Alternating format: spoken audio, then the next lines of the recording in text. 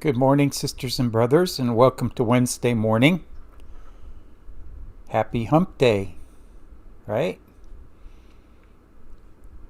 The email that we'll talk about today is from March 28th, 2004, 5:45 in the morning.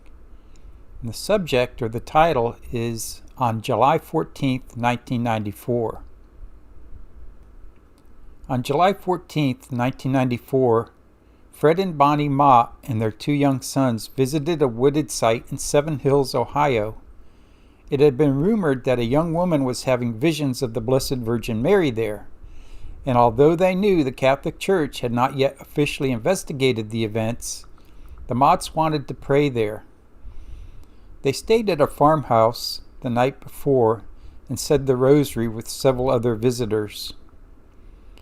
7-year-old Alex and 6-year-old David were fidgety and restless throughout the prayers and thought the entire evening was terribly boring. By the time they left for the site the next evening, Bunny was wishing she had left them home. It had rained earlier, and as the family walked through the woods, the mosquitoes attacked them in clouds. Flushed and overheated, Alex and Dave raced around, chasing after a fawn they had spotted behind a tree, shouting and arguing. As the rosary started, Bunny dragged them over to her side, resisting the impulse to scream. This trip was becoming a nightmare. But to her surprise, as the 70 or so people there began to recite the rosary, David and Alex suddenly calmed down. In fact, they didn't move for the next hour, except to stand up with everyone else when the visionary announced that Mary, the mother of Jesus, was in their presence. It was a far cry from their behavior for the past 2 days. None of the assembly seemed to see anything unusual. When prayer time was over, the Motts walked to their car and decided to stop for some food on their way home. The boys were unusually quiet. Bunny noticed. In fact, they had spoken not a word since the prayers had started. Family found a fast food place, parked, and went inside. The air conditioning was welcome. Finally, after the family had ordered, Alex broke the silence. "Mom, how did they make the clouds open up like that?" Bunny was startled. "What do you mean, Alex?" "When the blue thing came down, how did it get through the clouds?" Bunny and Fred looked at each other, both sensing the importance of the moment. "Can you tell us what the blue thing looked like?" Fred asked carefully. "It was the thing the lady was wearing on her head," Alex explained. David looked up. "She had on a blue dress too," he added. "But lighter," Alex said. "Lighter blue than the thing on her head," David nodded.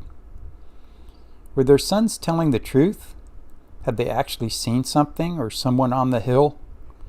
Fred decided to question them separately before they had a chance to compare notes, and so he did. Over the next few days, Fred carefully quizzed his sons on the details of their experience, and they answered without hesitation or apparent concern, and without conferring with one another. Both had apparently seen a lady at the site, and each described her clothes, including the blue thing, a mantle on her head, and movements in much the same way, and drew similar pictures. They had also seen angels. David's were little cherubs with bright circles above their heads, while Alex saw 5 large spirits wearing colors like a rainbow, only not as shiny. Neither child had been at all afraid of the lady or the experience. "At first I hesitated to believe that such a thing could happen," Fred admits. "But now I have no doubt that the boys saw a vision. Maybe their slightly different views of angels was deliberate, so skeptics would not be able to say they copied from each other. Why would such a thing happen? Fred has no idea, but will regard it forever as a gift from heaven. I believe that what this refers to is what's often called a private revelation. And another famous private revelation would be one to a peasant girl named Bernadette Subaru. And I'll put a link to a clip down below to a movie that was made about that. And I think it was dramatized. I don't think it was quite the way the movie shows. The private revelations, interestingly enough, between Bernadette Subaru and these young boys, a lot of times aren't shared with other people. It's just to one person they occur. And never are they a requirement or a basis for our faith. But oftentimes they do result in an increase of faith, not only to the people that saw them, but to others who were around.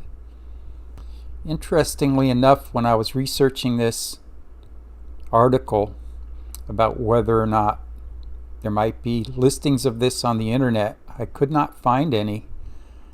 But the interesting thing that popped up first was an article on Wikipedia about a place called Valkanani. I'm sorry if I'm not pronouncing that right, in India. It grabbed my attention, and I read this story about what happened in India. And just a coincidence, or whatever you want to call it, that this popped up first thing when I was researching this article. And we'll talk more about that tomorrow, because I find it quite interesting. And again, about private revelation. May God bless everyone today. Have a safe and rewarding Wednesday. With God's blessing, let's meet again tomorrow.